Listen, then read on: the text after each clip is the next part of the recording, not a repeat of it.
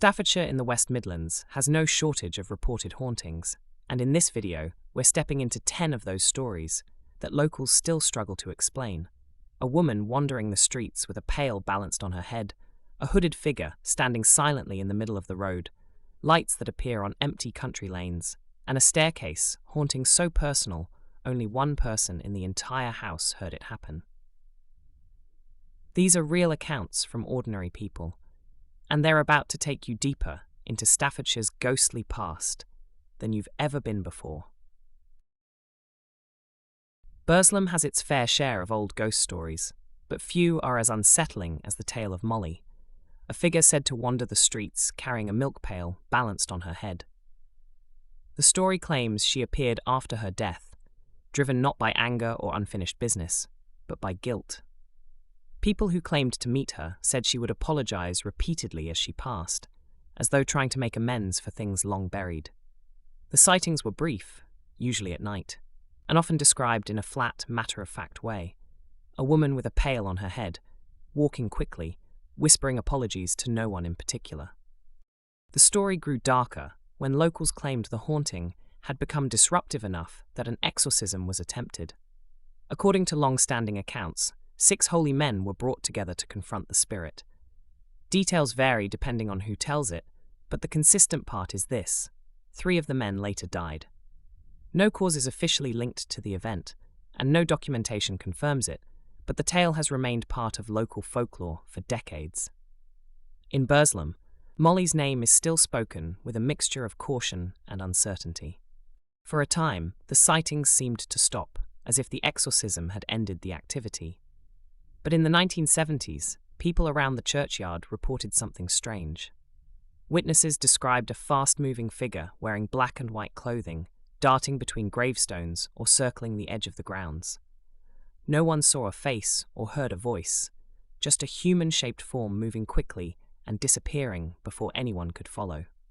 Some thought it was a different ghost entirely. Others pointed out that the colours matched older stories about Molly's appearance, suggesting she may never have left. Stories from that period describe the figure appearing suddenly and disappearing just as fast, always near the edges of the churchyard, as though keeping a distance. No one reported hearing footsteps or voices. Instead, people described a quick movement, a shape turning a corner, or the impression that someone had just passed by. The black and white clothing stood out clearly enough that several witnesses insisted it couldn't have been a trick of the light. Whether Molly's story is a mix of folklore, fear, and memory, or something genuinely supernatural, it has remained part of Burslem's history for generations. Her reputation, a ghost driven by guilt, apologising to strangers, and later linked with an exorcism, makes her one of Staffordshire's most distinctive hauntings. And with reports of a fast-moving black and white figure appearing decades later, locals still debate whether Molly ever truly left the streets where she was first seen. Ashbank Road, running through the Warrington area, is a stretch of road that feels isolated once night settles in. Long gaps between houses, patches of woodland, and pockets of open ground make it noticeably darker than the nearby estates. Drivers travelling late have occasionally reported something unexpected on the roadside. A lone figure walking slowly with a lantern, the light moving in small arcs across the tarmac, as if the man is searching for something. Witnesses describe the figure as a man dressed in work clothes, a long coat and boots that look practical rather than modern. He carries an old-style lantern, the kind with a metal frame and a small swinging light inside. The lantern's glow is dim and flickers unevenly, more like a flame than anything electric. People who see him say he moves slowly, sweeping the lantern from side to side across the ground as though following a trail. Most sightings happen when drivers slow down, unsure whether the figure is a pedestrian in danger or someone needing help. But every report ends the same way. Once a car gets close enough for its headlights to illuminate the man clearly, he disappears. Some say he vanishes instantly, as though blinked out of sight. Others describe him fading at the edges until the shape is no longer visible. No one has ever seen him step aside, walk away, or react to the presence of a vehicle. A few people who weren't driving have also reported him. Walkers passing the area late at night say the lantern light often appears first, moving steadily ahead of the figure. The man keeps his eyes fixed on the ground and maintains the same pace, never acknowledging anyone nearby. He doesn't speak, doesn't raise the lantern, and doesn't change direction. His behavior is consistent across reports. A straight walk along the road edge, scanning the ground as though searching for something he has lost. No records identify who the lantern carrier might have been. Some locals link him to old industrial routes or workers who once travelled the area, while others believe the sightings point to an accident or a search that was never resolved. Whatever the cause, the reports have remained steady over time. A lone man walking Ashbank Road, lantern in hand, appearing briefly before disappearing without a sound, a quiet haunting that matches the quiet of the road itself. In the Stafford area, one of the stranger stories isn't tied to a house, a crossroads, or an abandoned building, but to open land. Local reports speak of a white buffalo calf, an animal that shouldn't exist anywhere in the region, appearing on the edges of fields or near quiet lanes. People who claimed to see it said the animal looked out of place, too still at times, and too aware of anyone watching. The sightings were rare, but the descriptions were consistent. A small white calf, alone, with no herd nearby. What makes the case unusual is the second part of the story. Several long-standing accounts claim the calf was able to change shape, appearing as an animal at one moment and as a human figure at another. The human form was always described the same way, pale, still, and standing just far enough away that details were difficult to make out. Witnesses didn't report movement between the forms. Instead, they said the animal was there one moment, and a person was standing in its place the next. Those who saw the animal said it wasn't behaving like normal livestock. It didn't graze, didn't wander, didn't appear startled by cars or people. It would simply stand and watch, then vanish between one glance and the next. The same pattern applied to the human figure. People described looking away for a moment, adjusting a torch, checking the road, or blinking, and the figure was gone when they looked back. Some locals believe the white calf story goes back further than the eyewitness accounts, connecting it to older tales of shape-shifting spirits or protective entities in rural Staffordshire. Others think the sightings may be misidentifications, a pale animal seen at a distance, or a person mistaken for something else in low light.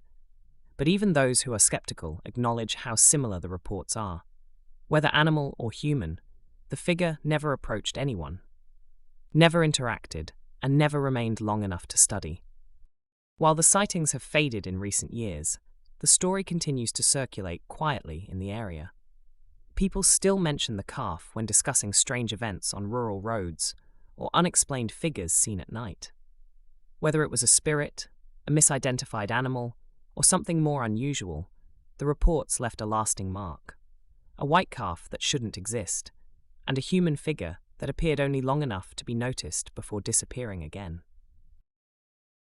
RAF Tatenhill, just outside Burntwood, is one of those former wartime airfields that still carries its history in the landscape.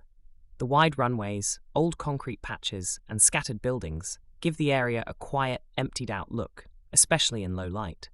It served as a training station during the Second World War, and like most sites of its kind, it saw its share of accidents.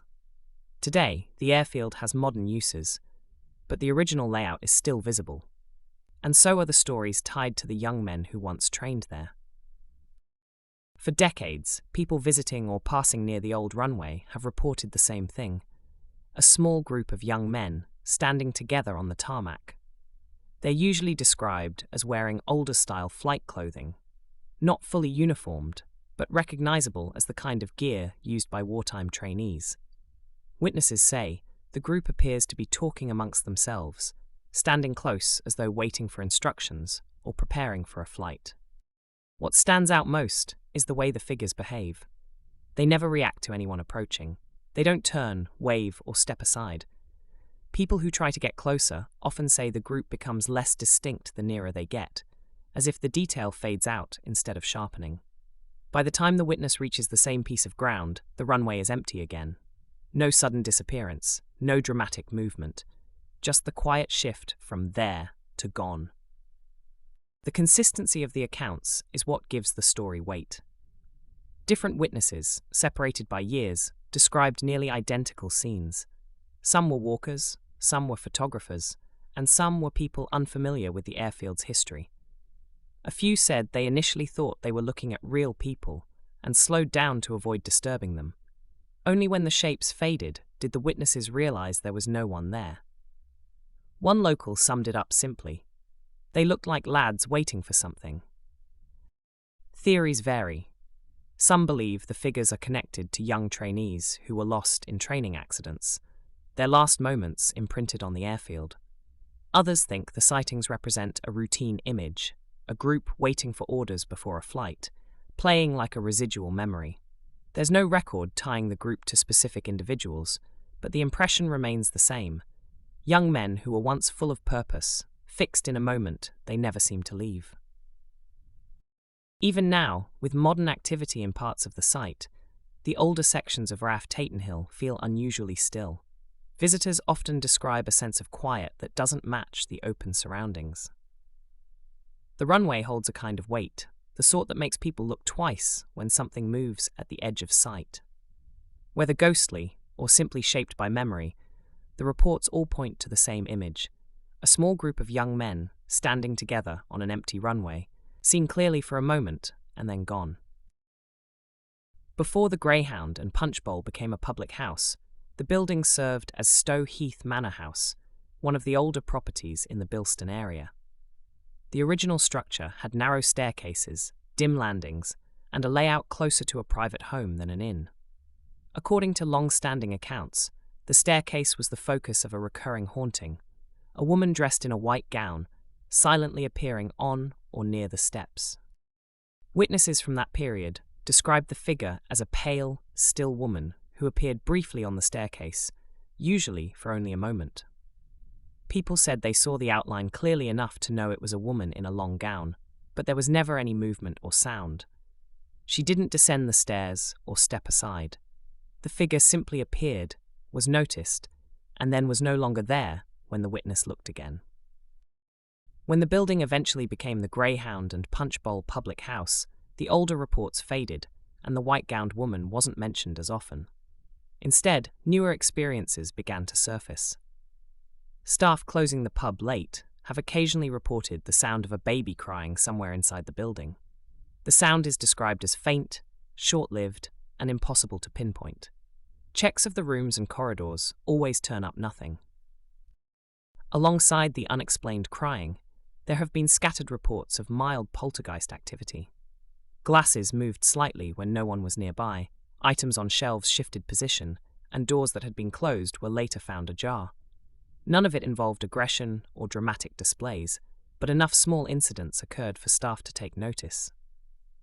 These events never seemed connected to any particular time of day or specific part of the building.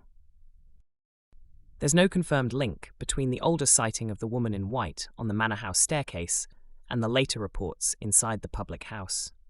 The activity seems to span two different eras of the building's life. What remains consistent is the building's reputation. First, a manor with a quiet figure lingering on the stairs, now a pub where small, unexplained disturbances still surface from time to time. Whether the original apparition ever remained is unknown. But the building hasn't been entirely quiet since its earliest days. Around the Burntwood area, several witnesses have reported the same unsettling figure over the years. A man in a hooded garment, usually seen standing near the roadside or at the edge of open ground. The figure is described as tall, still, and dressed in dark clothing, with the hood obscuring most of the head and face.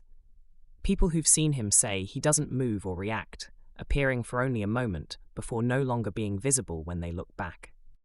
Sightings tend to happen at night or during low visibility conditions.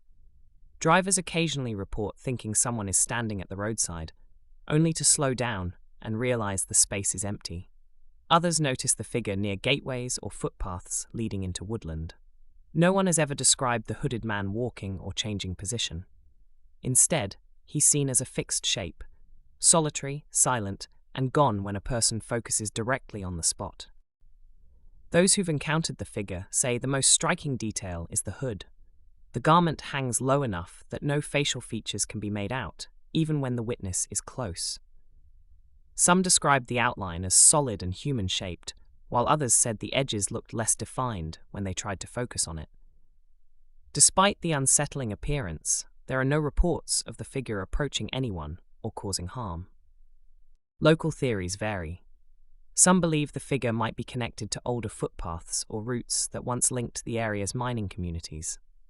Others think the sightings reflect a residual image rather than an intelligent presence, a moment repeating itself without interaction. No records identify who the hooded man might have been, and no single event or story explains why he is seen in the area. Though the sightings are brief, they have remained steady enough over time to form part of Burntwood's local folklore.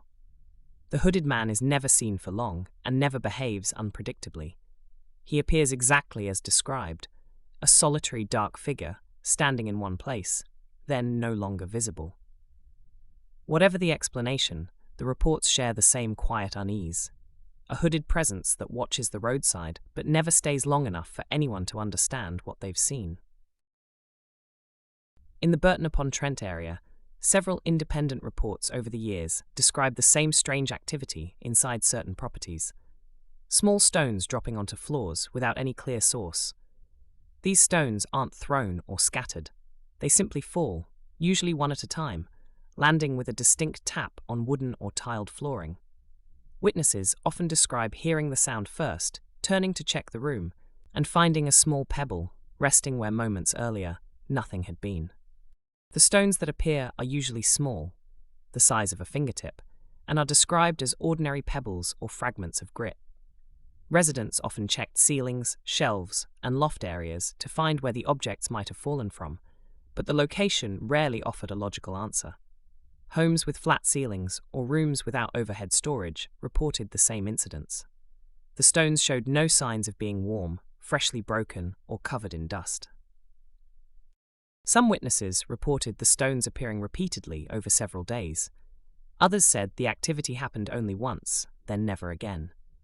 In most accounts, the stone landed in clear view, on a kitchen floor, a hallway, or even beside a chair while someone was reading.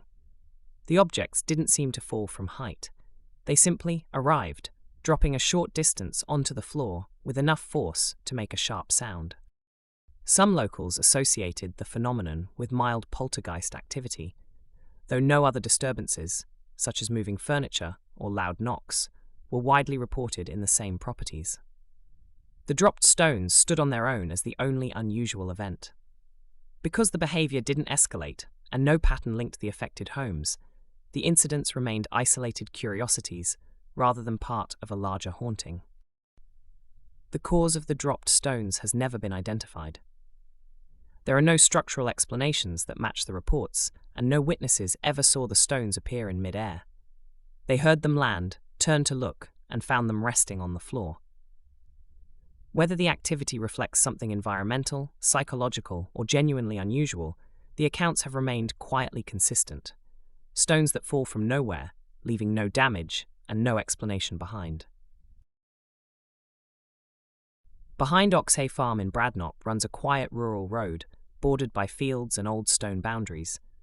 It's the kind of lane that feels cut off from the surrounding area once daylight fades. According to long-standing local tradition, this stretch of road is haunted by a phantom black dog, a shuck associated with the death of a Jacobite who was murdered here by his own companion. The story claims the place has never fully settled since. Sightings of the black dog describe it as large, low to the ground, and completely silent. People say the dog appears on the road ahead, walking slowly or standing still as if waiting. It is always described as pitch black, with no visible features except its outline. Witnesses report that the dog does not react to voices or movement. It does not growl, run, or approach. It simply stands in place until the witness looks away or tries to get closer. The link to the Jacobite murder is an old one. Local tradition says that after the killing, the murderer tried to leave the area quickly, but the road behind Oxhay Farm felt wrong, as though something was following him. Over time, the story shifted into a belief that the dead man's presence lingered in the form of a black dog. The shuck became a reminder of the violence that took place, not aggressive, but fixed to the ground where betrayal occurred. Witnesses who have encountered the dog say its disappearance is sudden. One moment it stands in the road or on the verge, and the next the space is empty. No rustling in the hedges, no movement into the fields, just a clear shape gone without transition. Because the dog never behaves aggressively and never interacts, many think it is a residual haunting tied to the location rather than a guardian or warning spirit. The story of the Greyhound has persisted in Bradnop for generations. It isn't reported often, but when it is, the descriptions remain consistent. A silent black dog on the road behind Oxhay Farm, appearing briefly and vanishing as quickly as it came.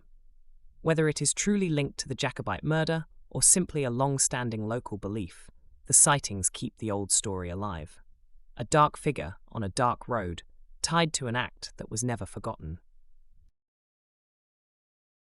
Coal Pit Lane and the surrounding roads leading toward Brereton have long carried a reputation for strange sightings, especially after dark. The area is a patchwork of narrow lanes, tree-lined bends, and isolated stretches where the countryside feels particularly still. It's along these routes that witnesses have reported a large black dog, a shuck, described as taller than any normal animal, with sharply pointed ears and eyes said to glow in the dark. Sightings have been recorded across different decades, but the basic description has barely changed. The earliest detailed report tied to this haunting dates to 1972. A man walking alone along Coal Pit Lane saw a bright ball of light drop from the sky and hit the ground somewhere ahead of him. He expected an explosion or impact sound, but none came. Instead, the light faded quickly, leaving the road quiet and unbroken. Moments later, he noticed a dark shape standing at the edge of the lane. As it stepped into view, he could make out the pointed ears and tall frame of a dog, far larger than any normal breed. The man estimated the animal's height at nearly that of a grown man's waist, with a solid build and upright posture. Its eyes were the most striking feature, glowing faintly, not reflecting headlights or torchlight. The dog didn't growl or charge. Instead, it stood perfectly still, watching him from the center of the lane. When he backed away, it remained motionless. When he finally turned around and continued walking, the dog stayed where it was until it gradually faded from view. There was a second notable sighting that occurred in 1985 on the same network of roads. A driver heading toward Brereton saw what she thought was a large animal standing in her path. As her headlights approached, the shape sharpened into the outline of a tall black dog with sharply pointed ears. Before she could stop the car, the dog turned and walked off the road without making contact, then vanished before reaching the hedge on the opposite side. She later said it disappeared mid-stride, as though the shape simply dissolved. Locals familiar with the sightings say the hound appears only briefly and without warning. It never chases, never approaches, and never vocalizes. It simply stands, watches, and then vanishes. The connection to the falling light in 1972 has never been explained. No aircraft, meteors, or equipment failures were reported that night. Whatever the cause, the dog's presence remains one of the most enduring stories tied to the lanes around Brereton. A silent figure appearing on roads where the darkness seems to hold more than empty space. North of Brown Edge sits a quiet private residence, one of several houses built along the more secluded stretches outside the village. The property itself is unremarkable from the outside, an ordinary home in a rural setting, but its occupants in the early 1990s reported repeated disturbances centered around the staircase. Unlike typical old house creaks or settling noises, these sounds carried a sense of direction and intention, as though someone unseen were moving up and down the steps. Before the main incident, the family often heard footsteps moving up and down the staircase at times when everyone in the house was together. The footsteps sounded measured and consistent, but whenever someone went to check, the noise stopped immediately. What disturbed them most was the feeling that someone stood close behind them on the landing, watching, even though the space was always empty. Started. The most dramatic event happened in 1992. Late one night, a resident heard a violent crashing sound on the staircase, as if something large had fallen from the top step and struck every tread on the way down. The noise was loud enough to shake them fully awake. Expecting to find someone injured or furniture overturned, they ran to the stairs, only to discover everything exactly as it had been. No fallen items, no damage, no sign that anything had moved. The strangest part came moments later, when the resident discovered that no one else in the house had heard the sound. While they described the crash as loud enough to echo through the entire property, the others insisted they had heard nothing at all. This disconnect led the witness to believe the experience was meant solely for them, an encounter directed rather than accidental. The witness maintains to this day that the sound was real, heavy, forceful, and impossible to mistake. Whether it was connected to the earlier footsteps or the presence they often felt on the landing remains uncertain. But the experience left a lasting impression, a staircase where something unseen once moved with purpose, and a moment of impact heard by only one person in the house. Starting. As we wrap up our first journey through Staffordshire's darker corners, one thing is clear. These stories aren't just old legends whispered around pub tables. They come from ordinary people who saw or heard something they could never quite explain. From Molly walking the night streets of Burslem, to lantern lights drifting across Ashbank Road, to phantom airmen waiting on a runway that hasn't launched a wartime flight in decades. Every account reminds us that some places hold on to their past a little tighter than others. And if these 10 hauntings left you wondering what else is hiding in the quiet edges of Britain, good. In Spooky Britain, we're moving county by county, digging into the stories most people never get to hear. If you enjoyed this episode, tap like, hit subscribe, and ring the notification bell so you don't miss the next volume. Thanks for watching, and remember, the next haunting might be closer than you think. I'll see you in the next one. Good night.